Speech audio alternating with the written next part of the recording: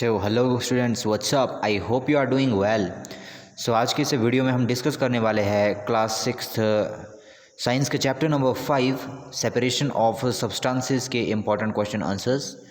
जैसे कि इस चैप्टर के क्वेश्चन आंसर्स में पहले आपको फॉरवर्ड कर चुका हूँ, पहले इसकी मैं एक वीडियो बना चुका हूँ। सो ये वाला जो वीडियो है इसके अंदर हम उन क्वेश्चन आंसर्स को डिस्कस करेंगे जिनकी एग्ज़ाम में आने की प्रोबेबिलिटी ज़्यादा है। मतलब इनमें से आपको ज़्यादातर एग्ज़ाम में जो है क्वेश्चन पूछे जाएंगे या पूछे जाते हैं। So let start. यहाँ पर 5-6 क्वेश्चन हैं, इनको हम यहाँ पर ध्यान से देखेंगे। तो पहला क्वेश्चन हम डिस्कस करते हैं यहाँ पर। फर्स्ट क्वेश्चन क्या है, why do we need to separate different components of a mixture. मतलब जो हमारे पास मिक्सचर होता है उसके जो अलग अलग कंपोनेंट्स होते हैं उनको सेपरेट करने की ज़रूरत क्यों होती है। अर्थात हमारे पास कोई भी अगर मिक्सचर दिया हुआ है, मिक्सचर मीन्स आपको पता है कि हमारा जो ये नेचर है, हमारा जो ये एनवायरनमेंट है, इसमें ज़्यादातर जो चीज़ें हमें है वो मिक्सचर की फॉर्म में हमें देखने को मिलती है। हर चीज़ जो है मिश्रित है।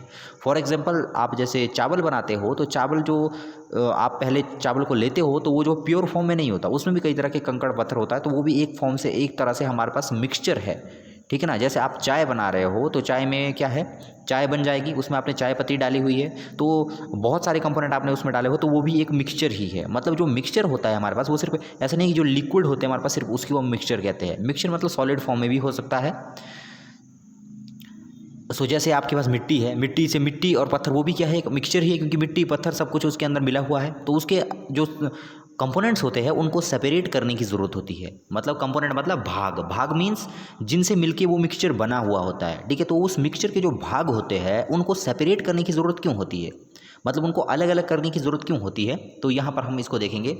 सो यहाँ पर देखिए क्या दिखा है इसमें, व्हेन टू और मोर substances when two or more substances are mixed together they form a mixture। मतलब जब दो या दो से अधिक सब्सटेंस जो है आपस में मिलाए जाते हैं तो उनसे क्या बनता है, हमारे पास मिक्सचर बनता है। ठीक है। अब मिक्सचर बनाने के लिए हमारे पास दो सब्सटेंस चाहिए। अगर अकेला सब्सटेंस होगा तब मिक्सचर नहीं बनेगा, तब तो वो अकेला सब्सटेंस है। अगर दो या दो से अधिक सब्सटेंस हमारे पास है जो कंबाइन होते हैं, जो मिल जाते हैं जब, तो हम कहेंगे कि वो क्या बन गया, उसमें वो जो है मिक्सचर बन गया। जैसे आपके पास मान लीजिए चावल है, तो अकेला अगर आपके पास चावल है तो आप उसको मिक्सचर नहीं कहोगे। फॉर एग्जांपल आपने जो है उन चावल के दानों में से आपने उस चावल के दानों में जो है बहुत सारे गेहूं के दाने मिला लिए, तब आप कहोगे कि वो मिक्सचर है, क्योंकि उसमें जो है अलग अलग कंपोनेंट अब आपने डाल दिए। कंपोनेंट मीन्स अलग अलग भाग आपने उसके अंदर डाल दिए। ठीक है। तो यहीं पर ये देखो, मिक्सचर उसी को कहते हैं जिसमें क्या हो गया, दो या दो से अधिक कंपोनेंट होंगे, उसको हम क्या कहेंगे, मिक्सचर कहेंगे। ठीक है। Components of a mixture should be separated. मतलब जो ये मिक्सचर के कंपोनेंट होते हैं इनको हमें सेपरेट करने की ज़रूरत होती है, मतलब इनको अलग अलग करने की ज़रूरत होती है। क्यों होती है, बिकॉज क्योंकि some components may not be useful और may spoil the useful component of the mixture. इनको सेपरेट करना इसलिए ज़रूरी होता है, मतलब एक मिक्सचर के जो अलग अलग हमारे पास कंपोनेंट होते हैं उनको अलग अलग उनको सेपरेट करने की ज़रूरत इसलिए होती है क्योंकि सारे के सारे कंपोनेंट जो है मिक्सचर के अंदर जो है यूज़फुल नहीं होते हैं। या तो एक रीज़न ये हो सकता है कि सारे के सारे यूज़फुल नहीं है। दूसरा रीज़न ये हो सकता है कि एक कंपोनेंट के अंदर मान लो, एक मिक्सचर के अंदर मान लो बहुत सारे कंपोनेंट है, दो या दो से ज़्यादा कंपोनेंट है, तो जो कुछ कंपोनेंट होते हैं, कुछ कंपोनेंट हमारे पास जो है हार्मफुल होते हैं और कुछ कंपोनेंट हमारे पास यूज़फुल होते हैं। तो जो कंपोनेंट हमारे पास हार्मफुल कंपोनेंट होंगे उनको बाहर निकालने की ज़रूरत होती है, नहीं तो वो जो है हमारे पास यूज़फुल कंपोनेंट होते हैं उसके अंदर उसको जो है स्पॉइल जो है करने लगते हैं।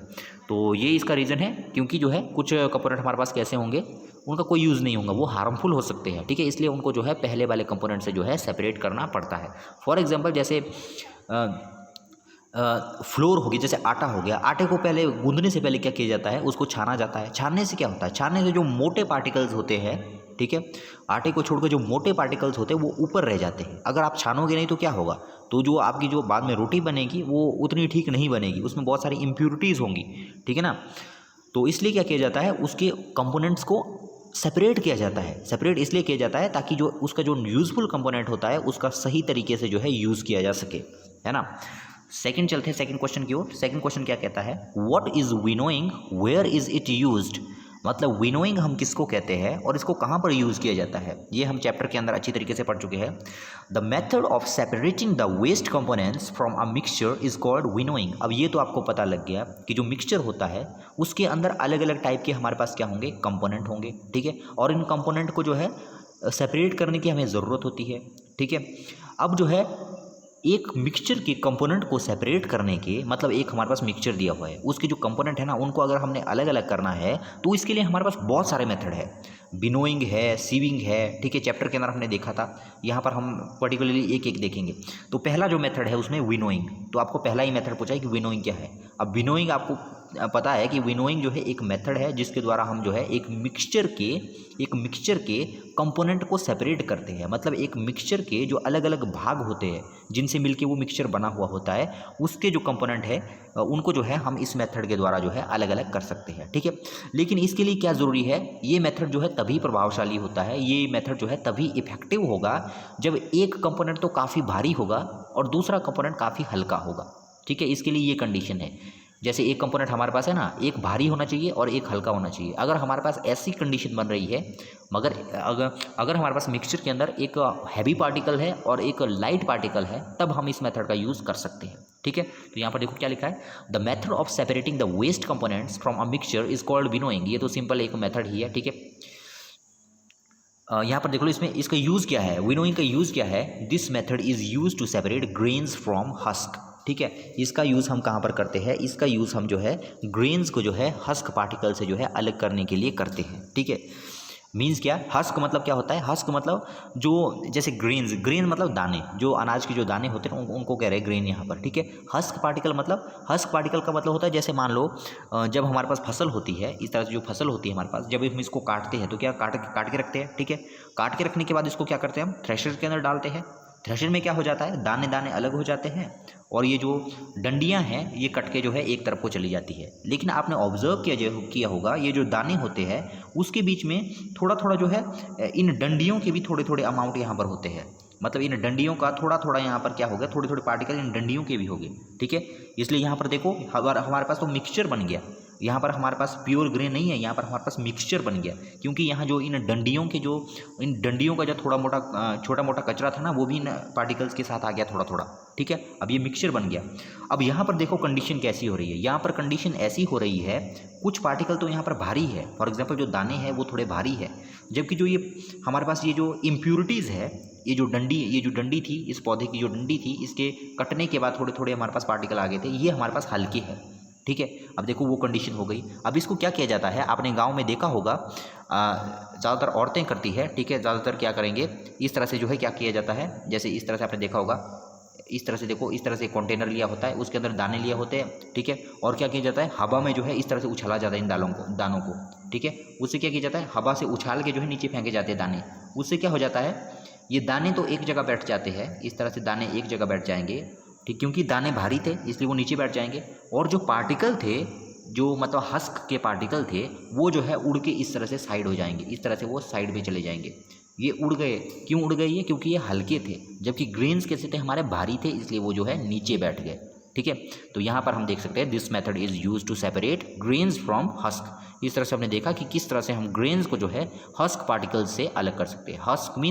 हस्क मीन्स वो जो पौधा था ना, उस प्लांट का, उस अनाज का जो पौधा था, जब थ्रेशिंग हम करते हैं उसके बाद जो उसके छोटे छोटे पार्टिकल्स होते हैं ना, जो साइड निकल जाते हैं दानों से, उनको हम कहते हैं हस्क पार्टिकल। अब कुछ जो है दानों से साइड निकल के अलग चले जाते हैं, लेकिन कुछ जो है दानों के साथ ही रहते हैं, ठीक है। नेक्स्ट हम चलते हैं, नेक्स्ट देखो क्या है, what is sieving, where is it used. मतलब सीबिंग हम किसको कहते हैं और इसका यूज़ हम कहाँ पर करते हैं। अब सिंपली अगर मैं आपको कहूँ तो सीबिंग का मतलब होता है किसी चीज़ को छानना, ठीक है। अगर हमारे पास कोई मिक्सचर है, उसको हम छान रहे हैं, एक सीब की हेल्प से उसको जब हम छान रहे हैं, तो इसी को हम जो है सीबिंग कहते हैं। सिंपल सा अगर मैं बताऊं, फॉर एग्जांपल आप घर में जब रोटी बनाते हो तो क्या करते हो, जो आटा होता है, पहले फ्लोर होता है, उसको जो है एक सीब की मदद से क्या किया जाता है, छाना जाता है। उससे क्या हो जाता है, सीब से क्या होगा, सीब से होता ये है कि जैसे आपने इसके अंदर आटा डाला हुआ है, तो जो फाइन पार्टिकल होते हैं, मतलब जो पतले पार्टिकल होते हैं, वो तो इस सीब के थ्रू नीचे चले जाते हैं, ठीक है। नीचे चले जाएंगे, मतलब यहाँ पर चले जाएंगे इस नीचे वाले कंटेनर के अंदर, मतलब नीचे वाले बर्तन के अंदर। यहाँ पर हमारे पास आटा आ जाएगा, जो हमारे पास प्योर फ्लोर है, ठीक है। और इस सीब के ऊपर हमारे पास रह क्या जाएगा, सीब मीन्स छननी, जो हमारे घरों में होती है, ठीक है। और इस छननी के ऊपर जो मोटे पार्टिकल होते हैं, मतलब जिनकी हमें ज़रूरत नहीं है, जो हमें हार्म कर सकते हैं, ठीक है, मतलब वो क्या कहाँ रहेंगे, वो इस सीब के ऊपर ही रहेंगे। सीब के ऊपर क्यों रहेंगे, क्योंकि वो छलनी उसको नीचे जाने नहीं देगी। ठीक है, क्योंकि ये पार्टिकल कैसे हमारे पास बड़े पार्टिकल है, इसलिए ये ऊपर ही रह जाएंगे। ठीक है, तो इस तरह से हम देखते हैं इस प्रोसेस को हम क्या कहते हैं, सीबिंग। ठीक है, सीबिंग में अब सीबिंग के लिए कंडीशन क्या है, सीबिंग के लिए हमारे पास कंडीशन ये होती है कि हमारे पास एक पार्टिकल होना चाहिए मोटा और दूसरा पार्टिकल होना चाहिए पतला, तब हम सीबिंग का जो है यूज़ कर सकते हैं। फॉर एग्जांपल मान लो ये जो हमारे पास पार्टिकल्स है, ये जो हमारे पास मिक्सचर है, मान लो हम एक ऐसे मिक्सचर को सीब की हेल्प से जो है सीब की हेल्प से सेपरेट कर रहे हैं जिसमें दोनों पार्टिकल बहुत छोटे छोटे हैं। अगर दोनों पार्टिकल छोटे छोटे होंगे तो क्या होगा, तो सारे पार्टिकल नीचे चले जाएंगे, तब इस छानने का फिर फायदा क्या होगा। ठीक है, दूसरा अगर दोनों पार्टिकल अगर मोटे मोटे होंगे तब क्या होगा, वो नीचे आएंगे ही नहीं दोनों, वो तो ऊपर ही रहेंगे। इसलिए ज़रूरी है कि अगर हमें सीबिंग करनी है तो एक कंडीशन ये है कि जो हमारे पास पार्टिकल्स है उनमें एक पार्टिकल होना चाहिए छोटा और एक पार्टिकल हमारे पास होना चाहिए बड़ा, एक पतला होना चाहिए एक मोटा होना चाहिए। उससे क्या हो जाएगा, पतले वाले नीचे चले जाएंगे जबकि मोटे वाले हमारे पास ऊपर रह जाएंगे। ठीक है, एग्जाम्पल मैंने आपको बताया, जैसे घरों में छननी होती है जिससे हम आटा छानते हैं, तो वो भी एक बहुत अच्छा जो एग्जाम्पल है सीबिंग का। ठीक है, यहाँ लिखा है देखो, sieving is used in flour mills to separate impurities from the flour. यहाँ पर देख लो, अब फ्लोर मील्स की जगह आप हाउसेज भी कर सकते हो या होम्स भी कर सकते हो। ठीक है, क्योंकि जो घरों में भी हम इसका यूज़ करते हैं, मतलब फ्लोर से कई तरह के वेस्ट मटेरियल्स को एक्सट्रैक्ट करने के लिए, है ना। नेक्स्ट हम चलते हैं, व्हाट इज इवेपोरेशन। इवेपोरेशन हम किसको कहते हैं ना, वो इवेपोरेशन एक ऐसी प्रोसेस होती है जिसमें लिक्विड जो है वेपर के अंदर कन्वर्ट होता है। अब आपको पता है जो लिक्विड होता है ना, लिक्विड जब हम उसको गर्म करते हैं, मीन्स जब हम उसको हीट देते हैं बहुत ज़्यादा, तो क्या हो जाता है, लिक्विड जो है वेपर के अंदर कन्वर्ट होने लगता है। आपने पानी को कभी गर्म किया होगा, पानी को जब आप बहुत ज़्यादा देर तक गर्म करते हो, जब पानी उबलने लगता है तो क्या होता है, आपने देखा होगा कि वो भाप बन के उड़ने लगता है। ठीक है, तो जो ये लिक्विड जो भाप में कन्वर्ट हो रहा है, मतलब जो ये लिक्विड हमारे पास है जो वेपर में कन्वर्ट हो रहा है, इस प्रोसेस को हम कहते हैं इवेपोरेशन। ठीक है, क्योंकि इसमें वेपर बन रहे हैं इसलिए इसको क्या कहेंगे, इवेपोरेशन। लिक्विड का वेपर के अंदर कन्वर्ट होना, उसको हम क्या कहते हैं, इवेपोरेशन, है ना।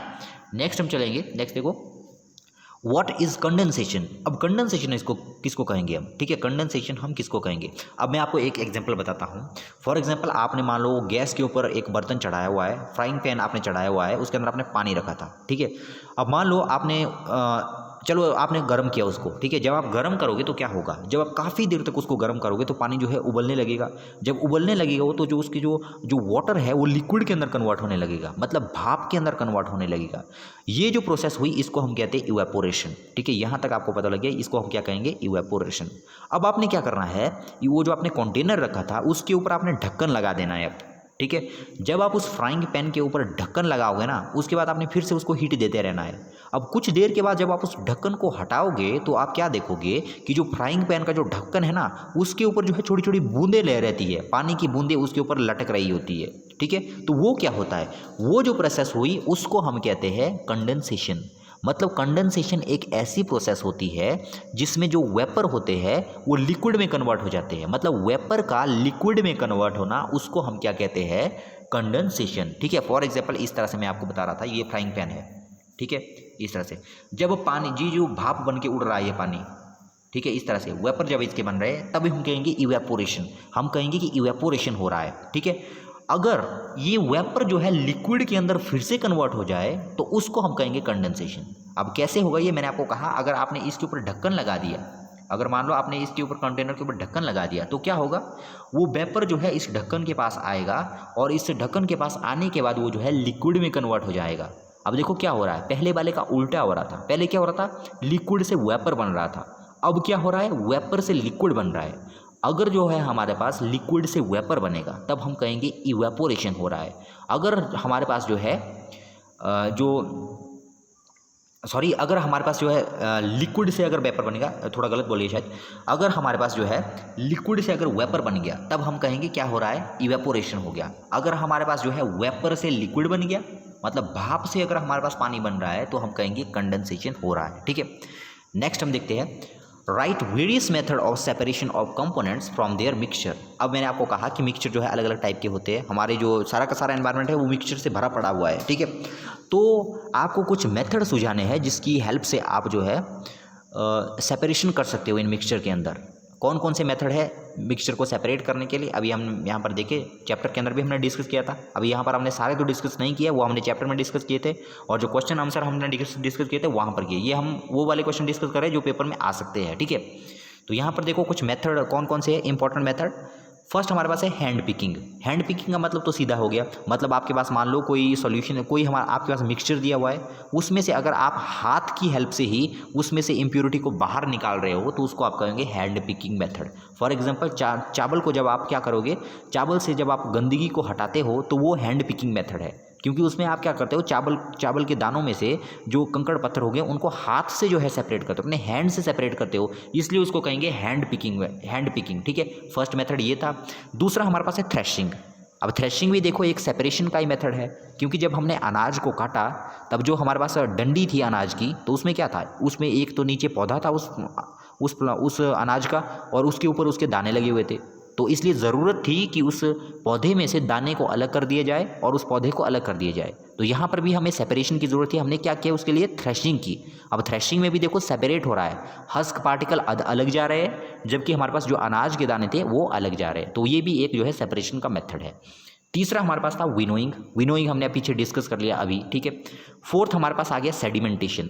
सेडिमेंटेशन का मतलब क्या होता है, सेडिमेंटेशन का मतलब होता है, मान लो पानी के अंदर आपने किसी चीज़ को घोल लिया, ठीक है, तो उसमें क्या हो जाएगा, जो इम्प्यूरिटी होती है वो नीचे बैठ जाती है, ठीक है। या तो आप ऐसा कह सकते हो कि सेडिमेंटेशन एक ऐसा मेथड है जिसमें हमारे पास दो पार्टिकल चाहिए, एक पार्टिकल तो काफ़ी हल्का चाहिए हमारे पास, और एक पार्टिकल हमारे पास काफ़ी हैवी चाहिए, ठीक है। उससे क्या हो जाएगा, जो भारी पार्टिकल है वो नीचे बैठ जाते हैं, पानी की सतह पर आ जाते हैं, और जो दूसरे पार्टिकल है वो ऊपर जाते हैं हमारे पास, ठीक है। तो इसको हम कहते हैं सेडिमेंट। ये हमने चैप्टर के अंदर काफ़ी अच्छे तरीके से डिस्कस किया हुआ है। नेक्स्ट आता है हमारे पास डिकेंटेशन, ठीक है। ये भी मैंने चैप्टर के अंदर बताया हुआ है ठीक ढंग से। आपने अगर चैप्टर को नहीं देखा तो आप दोबारा उसको देख सकते हैं, ठीक है। वहाँ पर मैंने अच्छे तरीके से इसको जो है बताया हुआ है।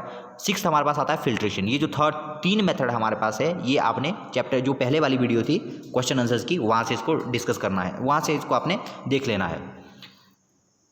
सो यहाँ पर हमने इसको देख लिया। तो ये थे हमारे पास चैप्टर नंबर 5 के इंपॉर्टेंट क्वेश्चंस। ज़्यादातर क्वेश्चन आपको इन्हीं में से पूछे जाएंगे। सो आई होप कि आपको ये वीडियो पसंद आया होगा। जो कल की वीडियो होगी उसके अंदर हम चैप्टर नंबर 6 के क्वेश्चन आंसर को डिस्कस करेंगे, जो इंपॉर्टेंट क्वेश्चन आंसर्स है। सो आई होप कि आपने वीडियो को एंजॉय किया होगा। मिलते हैं नेक्स्ट वीडियो में, तब तक के लिए गुड बाय।